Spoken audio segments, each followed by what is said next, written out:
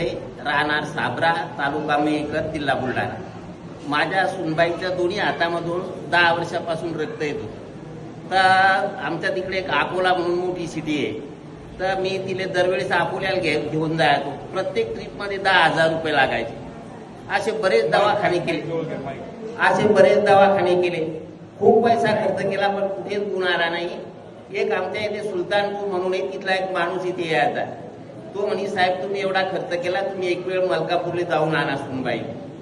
तर मी सुनबाई आम्ही आलो. तिच्या 2च वाऱ्या पूर्ण झाल्या. तर दुसऱ्या वारीमध्ये तिच्या हाताचं रक्त एकदम थांबलं. त्याच्या अगोदर तिला पोळ्या करता येत नव्हत्या. तिच्या हातच्या पोळ्या आम्ही खात नव्हतो रक्त येत असल्यामुळे. आता ती पोळ्या करती, सर्वजण तिच्या हातच्या पोळ्या खातात. तिची तब्येतच चांगली आहे. तिच्या 2 वाऱ्या झाल्या. आज वारी नसल्यामुळे तिला आणलं नाही. ती तिसऱ्या वारी ती पौर्णिमा येणारी, त्या पौर्णिमेला मी घेऊन येईल. ती महाराजांना हात दाखवल.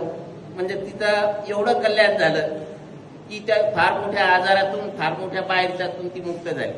तसंच मी वारीला येत असल्यामुळं मला बरोबर संडासला बसता येत नव्हतं, पाय वाकत नव्हते. आता मोकळं संडासला बसता येते. हा दुसरा अनुभव आहे माझा. इथे आल्यामुळं फार कल्याण झालं. बाबांना शतायुष्य लाभो ही माझी सद्गुरू चरणी प्रार्थना. धन्यवाद.